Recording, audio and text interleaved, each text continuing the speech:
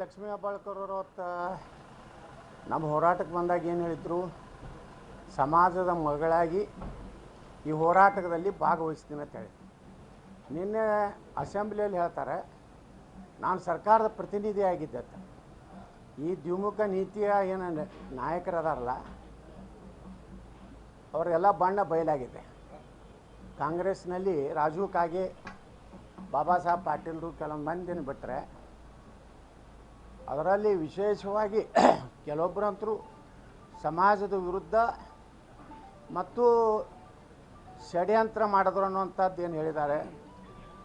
ಈಗ ಅವರು ಏನೋ ಮಂತ್ರಿ ಆಗಬೇಕನ್ನೋದು ದುರಾಶೆಯಿಂದ ಸಮುದಾಯವನ್ನು ಅಪಮಾನ ಮಾಡಿದ್ದಾರೆ.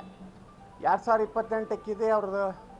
ಅವ್ರಿಗೇನು ಬುದ್ಧಿ ಕಲಿಸ್ಬೇಕು, ರಾಜ್ಯದ ಜನನೂ ಕಲಿಸ್ತಾರೆ, ನಮ್ಮ ಸಮುದಾಯನೂ ಸಹಿತ ಅವ್ರಿಗೆ ತಕ್ಕ ಪಾಠ ಕಲಿಸ್ತಾರೆ.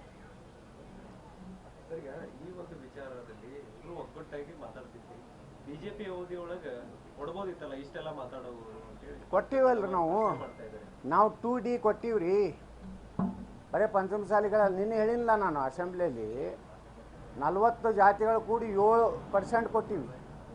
15%ನಾಗ 104 ಜಾತಿ ಅದಾವೆ 2Aದಾಗ. 2Cದಾಗ ಒಕ್ಕಲಿಗ ಸಮುದಾಯದ ಎಲ್ಲ ಉಪಜಾತಿಗಳದಾವೆ. 2Dಯಲ್ಲಿ ನಾ ಹೇಳಿದೆ ನಾನು ವೀರಶೈವ ಲಿಂಗಾಯತ ಯಾವ 2Aದಾಗಿಲ್ಲಲ್ಲ ಅವರೆಲ್ಲ ಸೇರ್ಯಾರ. ಮರಾಠ ಸಮಾಜ, ಮರಾಠದೊಳಗೆ 2-3 ಅದಾವೆ. ಮರಾಠ ಅದನ್ನು ಸೇರ್ಸ್ಯಾರ, ಜೈನ ದಿಗಂಬರ್ ಸೇರ್ಸ್ಯಾರ, ಕ್ರಿಶ್ಚಿಯನ್ರನ್ನ ಸೇರ್ಸ್ಯಾರ, ವೈಷ್ಣವ್ರನ್ನ ಸೇರ್ಸ್ಯಾರ. ಇಷ್ಟೆಲ್ಲ ಸಮುದಾಯಕ್ಕೆ ನಾವು 2D 7% ಕೊಟ್ಟಿವಿ. ಮತ್ತು ಕೇವಲ ಇದು ಪಂಚಮಸಾಲಿಗಳಲ್ಲ, ವೀರಶೈವ ಲಿಂಗಾಯತರಲ್ಲಿ ಬಿಟ್ಟು ಹೋದಂಥ ಏನು ದೀಕ್ಷೆ ಲಿಂಗಾಯತರು ಇರ್ಬೋದು, ಗೌಡ ಲಿಂಗಾಯತರು ಇರ್ಬೋದು, ಆದಿ ಬಣಿಜ್ಗ ಇರ್ಬೋದು, ಕೂಡು ಒಕ್ಕಲಿಗ ಇರ್ಬೋದು, ಮಲೈಗೌಡರು ಇರ್ಬೋದು, ಜಂಗಮರು ಇರ್ಬೋದು, ಎಲ್ಲರಿಗೂ ಸಿಕ್ಕಿದೆ. ಮರಾಠ ಸಮಾಜ ಸಿಕ್ಕಿದೆ, ಜೈನ ದಿಗಂಬರ ಸಮಾಜ ಸಿಕ್ಕಿದೆ, ಕ್ರಿಶ್ಚಿಯನ್ರಿಗೆ ಸಿಕ್ಕಿದೆ. ಅದ್ರ ಜೊತೆಗೆ ವೈಷ್ಣವ ಸಮಾಜದಲ್ಲಿ ಅನೇಕ ಉಪಪಂಗಡಗಳು ಸಿಕ್ಕಿದೆ. 40 ಕಮ್ಯುನಿಟಿ ಕೂಡಿ 7%, 104 ಕಮ್ಯುನಿಟಿ ಕೂಡಿ 15% 2A ಇದೆ. ಮತ್ತು 6% ಒಕ್ಕಲಿಗರು ಕೊಟ್ಟಾರೆ, 7% ನಮ್ಗೆ ಕೊಟ್ಟಾರೆ.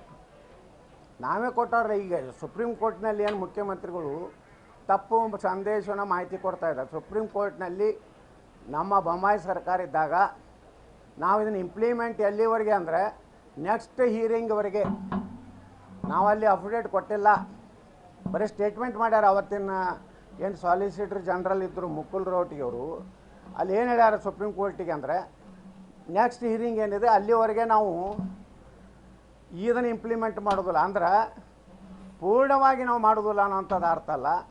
ನಮ್ಮ ಸರ್ಕಾರ ಹೋಯ್ತವಾಗ ಏಪ್ರಿಲ್ದಾಗ ಕಾಂಗ್ರೆಸ್ ಸರ್ಕಾರ ಬಂತು. ಕಾಂಗ್ರೆಸ್ ಸರ್ಕಾರ ಬಂದ ಮ್ಯಾಗ ಇಲ್ಲಿವರೆಗೂ ಆ ಸುಪ್ರೀಂ ಕೋರ್ಟಿನಲ್ಲಿರುವಂಥ ಏನು ಸ್ಟೇ ಕೊಟ್ಟ ಅಂಜುಮನೆ ಇಸ್ಲಾಂ ಹುಬ್ಬಳ್ಳಿ ಧಾರವಾಡದ ಒಬ್ಬ ವ್ಯಕ್ತಿ, ಅದು ಕಾಂಗ್ರೆಸ್ಸಿನ ಕಾರ್ಯಕರ್ತ PIL ತಂದಾನೆ.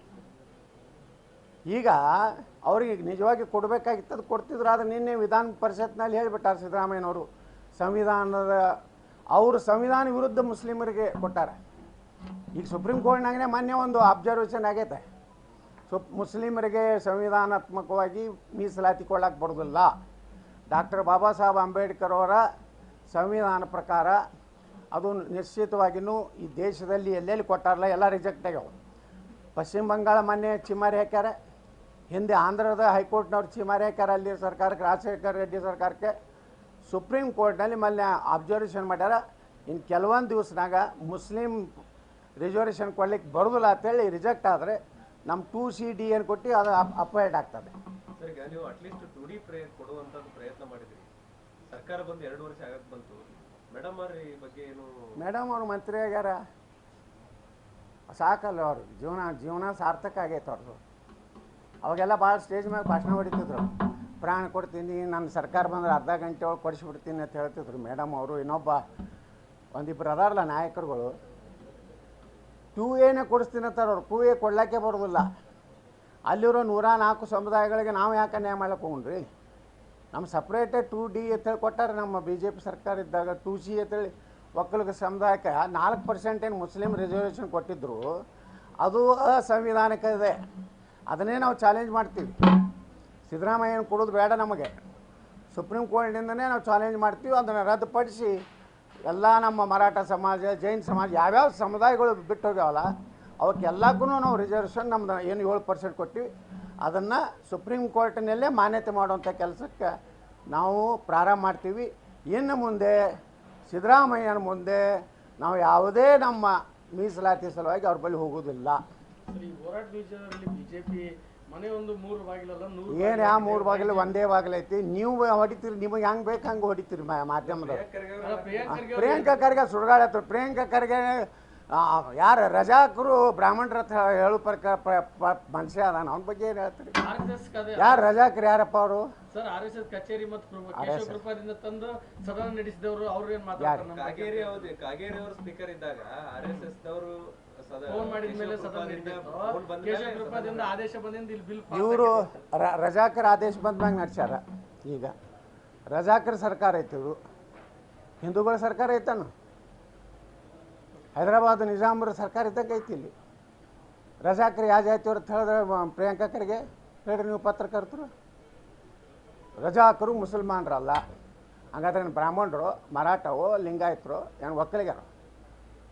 ಇಂಥ ಮನುಷ್ಯಗೆ ನಾವು ಉತ್ತರ ಕೊಟ್ಕೊತ ಕೂತ್ರೆ ಸುಮ್ಮನೆ RSSಗೆ ಬೈದೋದಂತ ಪ್ಯಾಷನ್ ಆಗೈತಿ. RSSನ ಧೂಳಿ ಆಗೋದಿಲ್ಲ ಇವರು. ಅದೊಂದು ಸಂಘಟನೆ ದೇಶಕ್ಕೆ ಸಲುವಾಗಿ ದೇಶದ ಎಲ್ಲೇ ಕೇರಳದಾಗ ಅಂತ ದೊಡ್ಡ ಪ್ರವಾಹದಾಗ ಯಾರು ಹೋದ್ರಿ? ರಾಹುಲ್ ಗಾಂಧಿ ಹೋದನಲ್ಲಿ ಅಲ್ಲಿ ಮಾಡಿದವ್ರು ಯಾರು? RSS, ಪೊಲೀಸರು, ಸ್ವಯಂ ಸೇವಾ ಸಂಸ್ಥೆಗಳು. ಅಲ್ಲಿ ಕಾಂಗ್ರೆಸ್ನವ್ರು ಯಾರು ಹೋಗ್ಯಾರ? ಯೂತ್ ಕಾಂಗ್ರೆಸ್ನವ್ರು ಯಾರು ಹೋಗ್ಯಾರ? ಅದಕ್ಕೆ ಇವ್ರಿಗೇನೂ ನೈತಿಕತೆ ಇಲ್ಲ. ಏನೋ ಈ ಸಲ ಬಂದೈತೆ ನಮ್ಮ ತಪ್ಪಿನಿಂದ. ಮುಂದಿನ ಸಲ ಮಹಾರಾಷ್ಟ್ರದಾಗ ಹೆಂಗೆ ಸ್ವಚ್ಛ ಆಯ್ತಲ್ಲ ಕಾಂಗ್ರೆಸ್ಸು, ನಾವೆಲ್ಲ ಬಟ್ಟೆಂಗೆತ್ತೋ ಕಟ್ಟೆಂಗೆ ಮಾಡ್ತೀವಿ. ಒಂದು ದೇಶನಾಗ ಒಂದೇ ಎಲೆಕ್ಷನ್ ಇನ್ಮ್ಯಾಗ ಲೋಕಸಭಾ ವಿಧಾನಸಭಾ ಕೂಡಿ ಲೋಕಲ್ ಬಾಡಿ ಏನದಲ್ಲ, ZP, ತಾಲೂಕ್ ಪಂಚಾಯತಿ, ಕಾರ್ಪೊರೇಷನ್, ಪಟ್ಟಣ ಪಂಚಾಯತಿ, ಗ್ರಾಮ ಪಂಚಾಯತಿ, ಒಂದು ವರ್ಷನಾಗ ಒಮ್ಮೆ ಮೊದಲ ಹಂತದಲ್ಲಿ ಲೋಕಸಭಾ ವಿಧಾನಸಭಾ ಮುಗಿತದೆ. ಹಗಲೆಲ್ಲ ಆ ರಾಜ್ಯ ಚುನಾವಣೆ ಈ ರಾಜ್ಯ ಚುನಾವಣೆ ಅಂದರೆ ಏನಾಗ್ತದೆ? ನೀತಿ ಸಂಹಿತೆ ನಮ್ಮ ಅಭಿವೃದ್ಧಿಗೆ ಭಾಳ ಪೆಟ್ಟು ಬೀಳ್ತದೆ. ಒಮ್ಮೆ ದೇಶದ ಒಂದು ಚುನಾವಣೆ ಮಾಡಿಬಿಟ್ರೆ ವಿಧಾನಸಭಾ ಲೋಕಸಭಾ ಆಯ್ತಂದರೆ, ಒಂದು ವೇಳೆ ವಿಧಾನಸಭೆ ಏನಾದರೂ 1-2 ವರ್ಷ ನಂತರ ಅಲ್ಪಬಹುಮತದಿಂದ ಸರ್ಕಾರ ಬಿತ್ತಂದರೆ ಎಷ್ಟು ಅವಧಿ ಉಳಿತದೆ ಅಷ್ಟಕ್ಕೆ ಚುನಾವಣೆ ಆಗ್ತದೆ. ಉದಾಹರಣೆಗೆ 5 ವರ್ಷನಾಗ 2 ವರ್ಷಕ್ಕೆ ಒಂದು ಸರ್ಕಾರ ಕರ್ನಾಟಕ ಸರ್ಕಾರದ ಒಂದು ಬಿತ್ತ ತಿಳ್ಕೊರಿ, ಬಹುಮತ ಸಾಬೀತಾಗಲಿಲ್ಲ, ವಿಸರ್ಜನೆ ಆಯ್ತಂದ್ರೆ 3 ವರ್ಷಕ್ಕೆ ಮಾತ್ರ ಚುನಾವಣೆ, ಮತ್ತದು ಲೋಕಸಭಾ ವಿಧಾನಸಭಾ ಚುನಾವಣೆ ಕೊಡ್ತಾರೆ.